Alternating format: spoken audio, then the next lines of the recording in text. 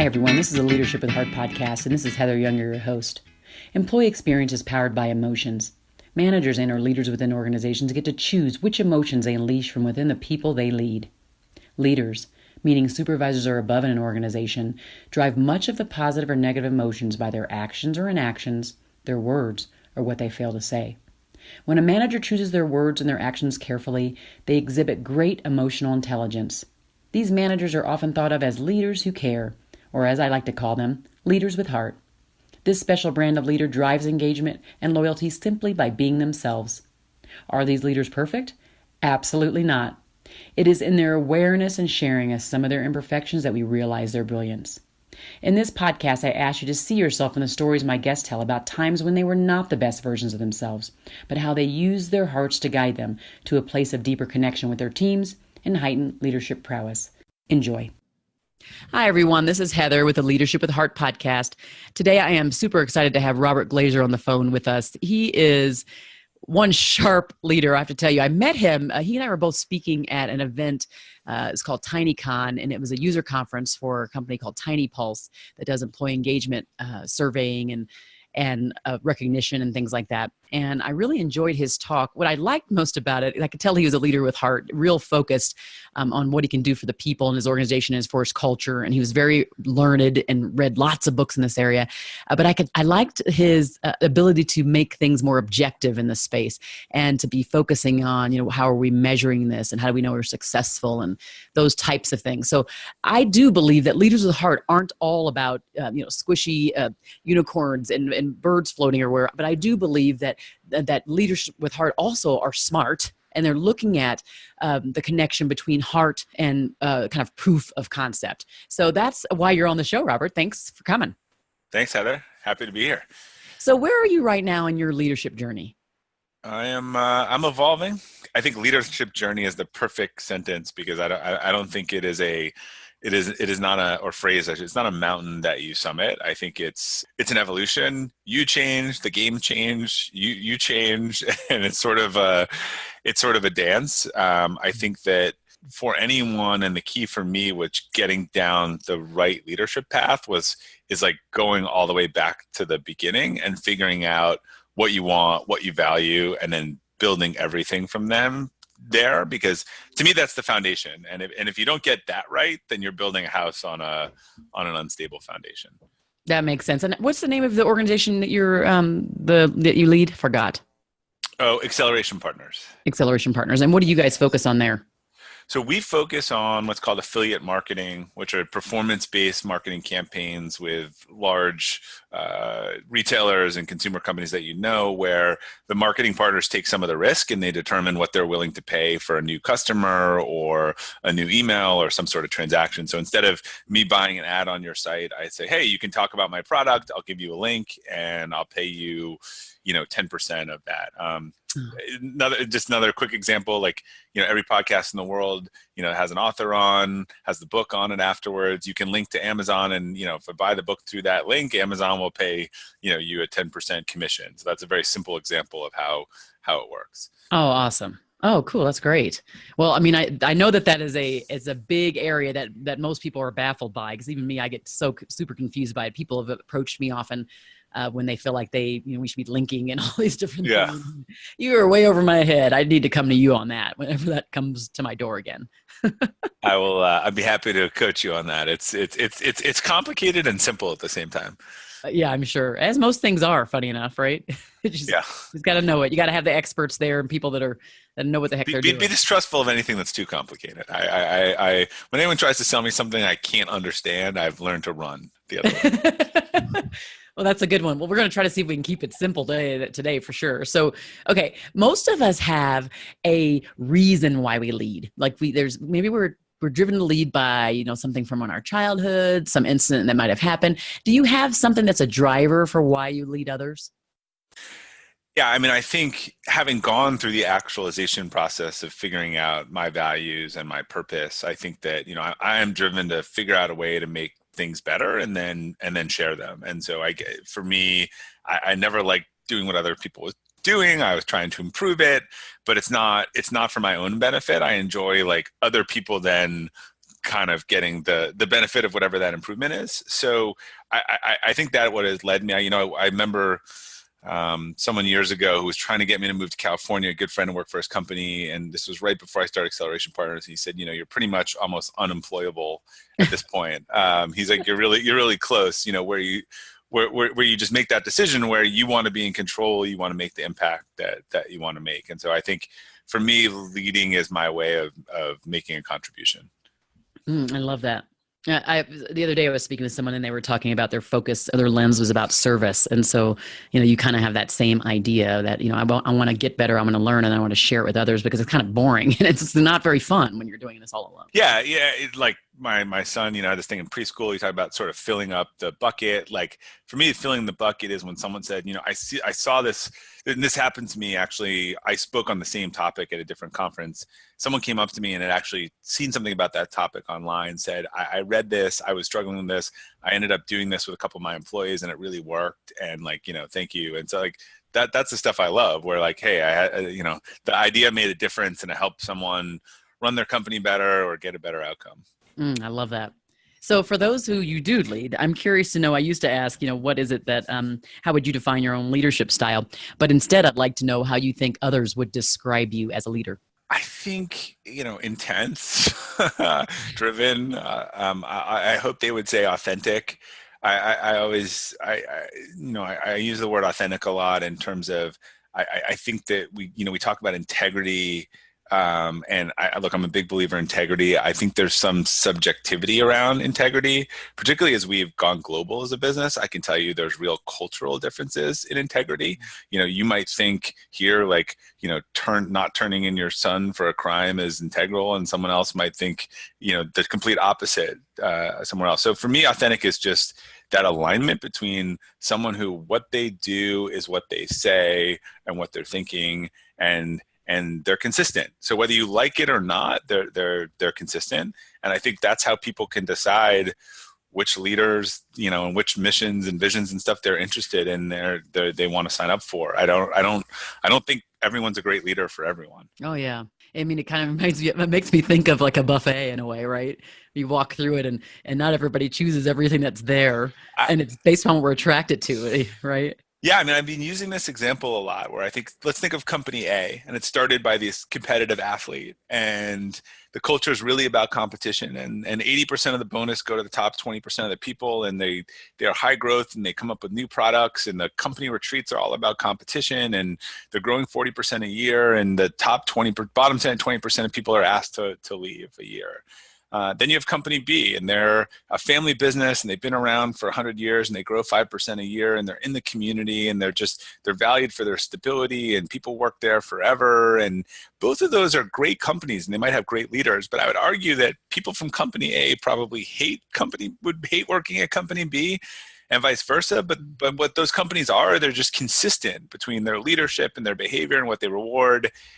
The worst companies, I do all of our cultural onboarding, and the people that are super frustrated and they come in kind of with a bad experience was the company where they had this on the wall, they talk about this, and no one ever actually acted or behaved like that. There's some companies that don't talk about values and just, I always say they have them by default, not by design. But the ones that really upset people are the ones where they have the stuff on the wall where no one actually acts that way or behaves that way.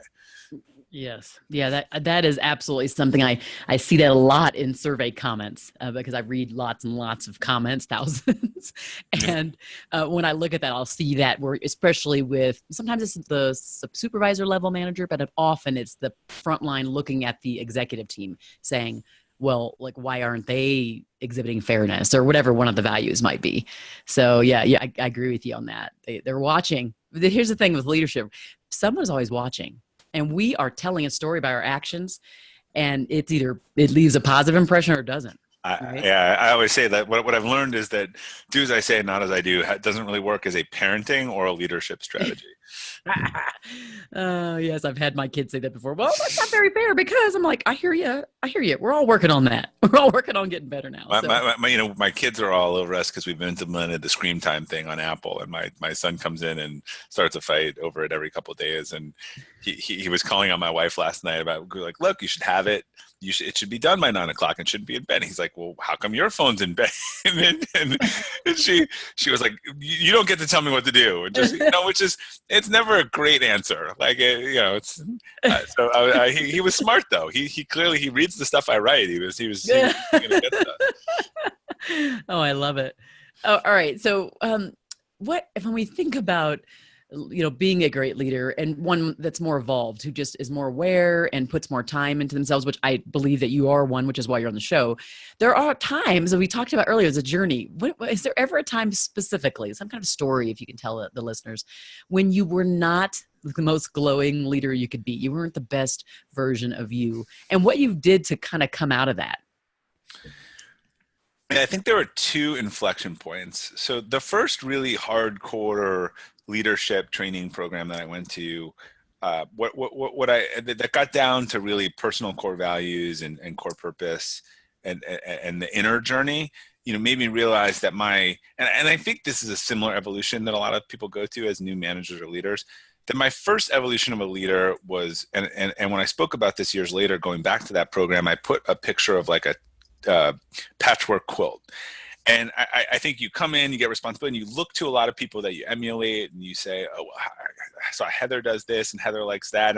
And so it was a collection of like best practices of other people that weren't really authentically me or how I wanted to do something. And so it was kind of a hodgepodge. And it was, but I think that's a very common 1.0. So you start doing that, you start collecting best practices, you learn things feel right, don't right. And at some point you kind of figure out your true north, kind of authentic self. And then you kind of start rebuilding from up there. And I have this line that I use in one of my culture presentations that I think would make a great concept, but the notion is like, fly your flag. Like I try to say like, this is who I am. This is what I value. It's consistent. Like, so if you want to work with me, work for the company, come on the journey, like it's an open book. Again, what I said before around, that is probably appealing to some people and not appealing to the others. I don't think I think the universal definition of great leadership is just, again, it's authentic and that people get to whatever they signed up for is what they get. But then when we're thinking about a time, do you have any specific times or examples when you weren't all that? Maybe either you weren't flying your flag appropriately, or maybe you had forgotten, all the things that you really had either written about or it's something, because all of it, believe me, I teach on this stuff. I live and breathe this stuff. This is what I do for a living, and I am not perfect. And I've got some stories for you. Oh, I've got a book of them. So, but so tell us one of them that's really interesting. Under the same umbrella, which was, I think, not doing things early enough and around difficult decisions. As a company grows, if you've been part of a company that's gone from 0 to 10 million, you like a lot of people who got you there early in the journey. They don't work, they don't scale. They're your best people, and I encourage other people to make tough decisions and do things that I just wasn't willing to do, and I wasn't doing myself, and I was being either wimpy or inauthentic about that, sort of either one. But I think that there were decisions around people and things that I knew that we just had to do, and I rationalized them and put them off, and I've never had a situation where putting it off has had a better outcome.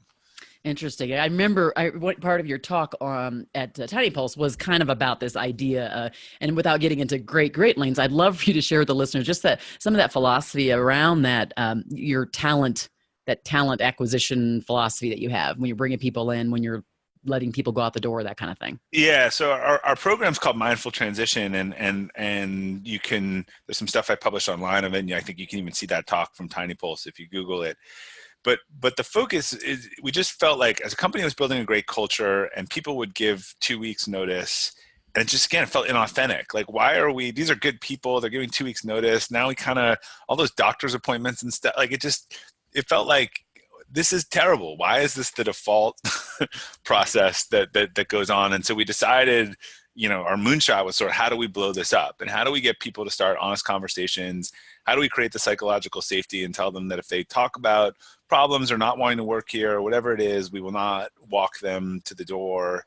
And it took a while, but we really have a program now where we address these things openly and early. We have people working here now, today as we speak, that are on these transition programs, that are interviewing, and we've determined, they've determined or we determined that this isn't the best place for them to work. And, they're looking for jobs in somewhere else, but they're working here. And we let them keep their job and keep working and tell us about interviewing. And there's really it's a win-win for both of us. They don't get to sneak around and have to lie and dodge and weave. They can use this as a reference, and we're a client service business, and we get to have continuity and work on, replacing the person on that account. So this is my third book I'm writing on this, but we did it for a couple of years. People started to ask us about it, and then we started to sort of sit down and kind of document everything we had done to implement this process. However, you cannot run a mindful transition process on a not great culture, right? I think it is designed for people who say, look, I have a great culture. I care about people. I believe we have psychological safety. I believe in transparency. And I really think this 2 weeks notice thing is crazy and I want to blow it up.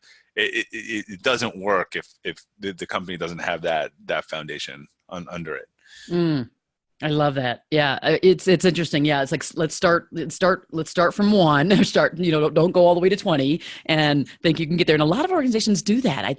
They don't start from the basics. And even the other day, I was facilitating an employee focus group retreat type of thing we're doing. And anyway, the folks we were kind of going in the tactical space, and I thought it was going to be the right way to go. We had already done a lot of research on it, and then one person said, "Well, I kind of think we need to ask ourselves, like right now." This is like a year and a half into all the stuff we've been doing. And we kind of started off one way and went back to tactical. And he said, I think we need to be talking more about the culture that we liked before and what we want going forward. I'm like, that's interesting, because I usually would be that person asking that question, but he made me kind of let's go back to square one. Let's go right here. And then we can go forward to these other things that we're talking about, maybe putting in place. So I like the way you talk about this. The other thing, it makes me think of that book called The Alliance. Yeah, Reid Hoffman. Yeah, it is very aligned, I think, to that philosophy. Yeah, the reality of, look, people aren't going to work at your company forever. So denying reality is never a good thing. Right? I always say, like, people, we can't do this. We can have these discussions. People will steal. They'll do this. I'm like, the people that quit and stay are much worse than the people are quit or leaving. Like, trust me. I mean, I have a friend who literally plotted his departure for a year. I'm not worried about them stealing in the last 4 weeks when I'm helping them find a new job and giving them references. Like, if they were really upset, they would have stolen a long time ago.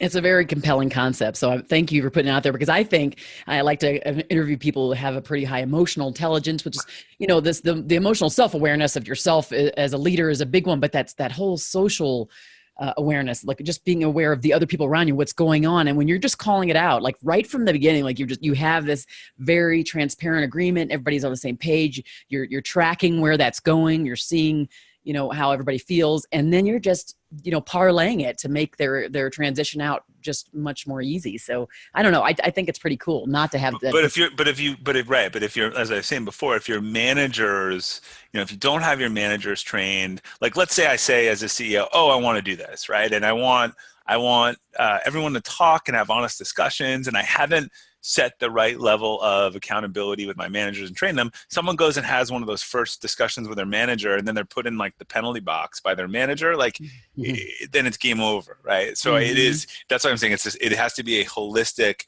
like we've flipped that to be like, look, as a manager, if you don't implement this well, or if your people come to you and you violate that trust or whatever, then you can't be a manager, right? So we've had to really make it clear that like what the expectation is on them, because again, the CEOs, particularly in these smaller, medium-sized companies, they come back and they have all these harebrained ideas and they want to go to a conference and they want to implement it, but it's really not ingrained or trained into the organization. Yeah. Do you do that too sometimes when you come back from the conferences? I used to do that, and people would hide, when I went to the conferences, and then I got smarter, and I would put all the notes in my various notebooks, and I would wait a week or two, and I would start to roll the stuff out And then so I didn't really sneak up on them. And then I got even smarter, and I started sending them to the conferences. Ooh. And then they came back and like, oh, there's this really cool thing that we should do. I'm like, great, let's do that. Perfect. So now you know how I feel. Then you weren't the wacky leader at that point. It was you were enlisting them and empowering them, which is awesome. That's just Yeah, because the truth is, at our size now, I don't do or own a lot of those things. So rather than coming back and convincing them of something that it needs to be done, that they're able to get excited about it and bring it back and want to implement it. I love that. So when let's say you're on a really big project, that happens all the time because I know you have big clients, but when you're on, let's say, multiple projects and everybody's just going in different directions, what do you do to reconnect with your people in a more meaningful way? In terms of like communications? You know what? Anything. So sometimes there's disconnect with communication. Sometimes there's just, we need to have some us time. So there's a combination of those things. What do you do in maybe both of those areas? I mean, I do a variety of things. I have this Friday Forward, which I'm sure we'll talk about, that I send every Friday to everyone. I just actually early this morning, I had one of our kind of virtual coffees where I got on the phone with 3 totally unrelated people, video conference for an hour, and got their questions and talked about ideas. And so I try to kind of zoom up and zoom down into certain issues and dive into them and work with teams, and then continue to meet with different groups of people. We are always asking for and collecting feedback in just a wide variety of ways. I think the people who have most of the answers in your organization and understand most of the issues are on the front line. So we ask 100 different questions to get people to talk about problems or opportunities or issues. So one of the questions I ask on those calls, which I did this morning, was, all right, I'm going to give you a $20,000 Publishers Clearinghouse check. You can't write it to yourself or cash it. What would you spend that on to make your job easier here? And you get good answers on where we should be investing. Huh. Yeah, I love that. Yeah, because then it's kind of like money's not much a limit right now. Let's talk about what you really need, and I like that, and I'm sure they appreciate that too. Because they know that in your own, that might be your kind of quirky way of doing it, but that you care, and that you're interested in their voice, and that their voices are powerful for you, and that you're going to take some action, potentially, maybe not on everything, but be strategic and make sure that you take some action on some of the things that you're hearing. Yeah, and it's helpful for me, as we get bigger, to know what's going on and make sure I have the connection at to my leadership team, but just kind of what's going on in the trenches day to day. I don't know who works on what account and all the stuff that we would have had 3 to 4 years ago. So mixing different groups of people, I actually think that if you're talking about sometimes, like, I don't consider myself important or special or otherwise, but I can understand how some person, straight out of college, like sitting with a CEO for an hour, like, is intimidating. So doing it in groups, actually, I think helps. I actually think the dynamic of doing that with 2 to 3 people at a time, when it's someone that you don't, I have a lot of different one-to-ones and stuff with people I interact with directly, but when it's someone that you don't interact with directly, those small group conversations, I think there's a little bit of safety in those. Mm-hmm. Yeah. Yeah, I agree with you. I think, especially when they're just, like I said, just out of school, they're like, oh my gosh, I'm just sitting with and there's something to be said that the CEO is sitting in the small groups. I think that still gives a really big impact. Like he or she took the time to, to spend that time and values me enough to take that time, even though I know he's busy. So, yes, that Friday Forward, I've been trying to consistently read since I met you here and there. And the stories are always very interesting. I like the way you put in history on things. And so I definitely think anybody who's interested in some of the stuff that Robert's already talked about, you should definitely try to subscribe. Actually, we'll talk about that at the very end. I'm going to ask you that after I ask the last two couple questions here. So when it comes to all the stuff that you do, because there's so many things that you do, I know you just had this conference and you invested in having some speakers come, and you do a lot of these types of things for the staff. Have you ever, I know that you like to look at metrics or see how some of these things impact. Do you ever see how, or take a look at kind of the ROI when it comes to the employee investments or the things you do around culture? Do you ever take a look at that and see if there's any needle moving on that, or does that matter to you? No, it does. Look, I think it's impossible to do that stuff without getting an ROI. But there's 2 ways that I look at it. One is, our retention of our best people, our superstars, people that we would, we have, it's kind of almost a matrix. Like, every manager, when they do their check-in, it's like, if this person left, would I,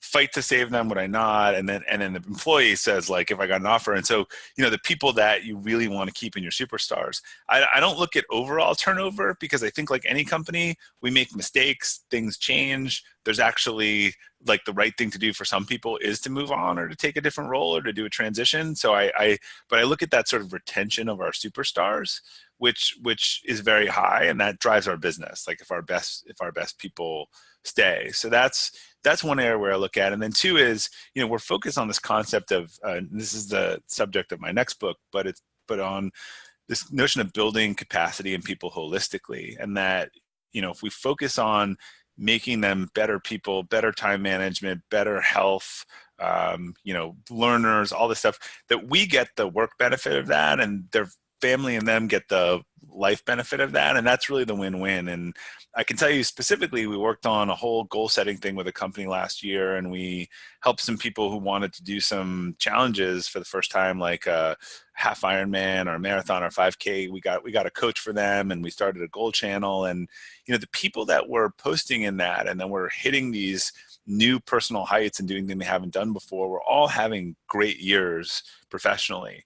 So again, there's two pieces to that. One, I can definitely associate their sort of out of work performance and capacity building with the in work performance. But then two, they associate that and that opportunity with having worked here. And so I think it drives the last point, which is about, retention of the really great people you want to keep. And then the third point is, like, all this stuff becomes the reason why people want to work here. And we're in a still competitive job market, and we get the people who apply to the company and not the job, who followed the Friday Forward for a year, have read about us, have said, look, I'm so tired of working for terrible companies. Like, we used to do a lot of prospecting. I mean, our interview team is really busy now, but it's not prospecting. We post a job and we typically have hundreds of applicants for it. Wow. That's crazy. Because how many employees are there now? 130. Yeah. So that's not. And we hire about, we're, like I always say, we're a unique combination. We are a very high performance environment. Like, make no mistake, working here is not easy. We work hard. It's high paced. It's not right for a lot of people, but we're very supportive at the same time. And I always say, like, we try to set a high bar and get everyone over it. But we probably look at 200 people in an interview process to find one that would be the right fit for here. And I think that's, particularly because of a lot of our remote work and flexibility, I think there's a misperception that any company can do that. I mean, we have a good process to find the people who will be successful in our environment. We don't get it right all the time. And sometimes they're not clear about what they wanted, but I think we course correct quickly, and we do things, respectfully, and we're able to separate. And I think this gets really jumbled for companies. How do we be good, respectful people and human beings while not compromising the business needs at the same time? Yes. Yep. Yeah. There's that's an interesting look. And one of the things I was going to ask you about is, do you look at all, particularly being an agency, do you look at revenue per employee? Do you ever break that down? Is that a metric you stare at all? Yeah, we look at revenue per employee. We look at revenue. It's usually by group or by client, or if we have efficiency matrix and stuff like that. It's hard on a direct revenue per employee because our people work in teams, and the teams have roughly equal workload. So we tend to look at sort of efficiency by team. Okay. Interesting. All right. So for the leader who is listening in, because you obviously are just, somebody who is very organized in your processes and your flow. You obviously have a team that's behind you. You're not a solopreneur. You're definitely leading a company. So for the leader who's listening, who could be either struggling in their leadership, could be kind of at a turning point or crossroads in their leadership, what kind of word of wisdom would you like to lead them with? Yeah, I think it comes back comes back to the beginning where we started, which is I think it's really hard to lead. Probably they're not clear about what they want. And so they're really frustrated because either they want one thing and then they're not leading that way or communicating that way, or they're actually doing something that's not getting them to where they want to go. And I think that is the source of most frustration. So I think that when that's happening, you got to peel back and really look at the core. In fact, when people are leading and they're struggling, but they're in direct pursuit of what it is they want to do, they're not unhappy, right? They are going to die trying for whatever that cause or product or company, because they're like, look, this is I have to do this. This is who I am. I have to do it, or I have to die trying. I think most of the frustration is in that misalignment. And like I said, I think it's either they're not manifesting themselves as a leader in terms of what they really want, or maybe they think it's like the output isn't, they're leading great and it's outcome, but it's not actually the direction they want to go. For instance, like they might be leading a software development firm, but realize their real passion is like teaching or enabling, social entrepreneurship somewhere. So they're doing a great job at it, but it's not filling their bucket at the end of the day. Interesting. Yeah, that does make sense. I would probably have to agree with that. And sometimes there's not an awareness of like this idea of being frustrated. They don't have an awareness of what's going on. And that's why they're frustrated too, because they don't even know how to get out of it. They're just like, I don't even know what's going on here. Yeah. When you have that thing of like, no one understands me or no one ever, like something's missing in that. Like, why don't they understand you? Why aren't they like, there's there's something that's out of whack in that. Mm-hmm. Okay. Oh, that's good. That's definitely gives, I think, those listening and even myself something to ponder. Sometimes that happens, I think, to all of us. We go to that place where we're like, what's going on here? But that's good. I definitely appreciate you coming on and sharing all this good stuff. And I know, we probably could talk for hours because there's so much so many things that you have your hand in, and with this book and all that. And I probably will have you back out when you, we can talk more about that. Book concept as we get closer. Yeah, I'd love that. So for those listening, if you really like to listen in to Robert and any of the other podcasts you listen to, please do rate that and review it on iTunes. It does mean a lot. And it does also kind of bring it up on the algorithms for iTunes. And then people, when they go to search for leadership podcasts, they find it more easily. So definitely do that. So Robert, if anybody wants to get a hold of you directly for some kind of follow-up, how might they do that?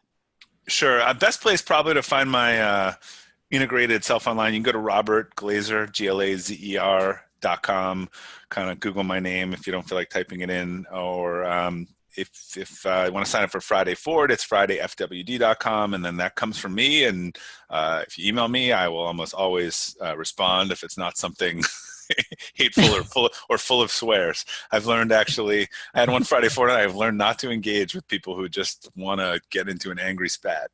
Oh no! Oh, that's not good. Well, yeah. Well, I'll try to remain positive. You know what? If you don't have anything nice to say, don't say it at all. That's my philosophy. So when it comes to responding to people, I may just keep it to myself and let them go about their day, there's just people looking, to take anything and looking for a fight. And I have learned to not give those people any energy. Well, I appreciate you. I always love the fact that when I'm talking to you, you're pretty much always smiling, irrespective of what you're saying, and you can hear it in your voice. So I like that positivity and all that you're doing out in the world. So just keep going in that positive direction with the universe and the people, and we appreciate all you do. Thanks so much, Heather. Thanks for joining. Thank you for listening to the Leadership with Heart podcast. You can grab the show notes by visiting customerfanatics.com. And don't forget to subscribe to our newsletter.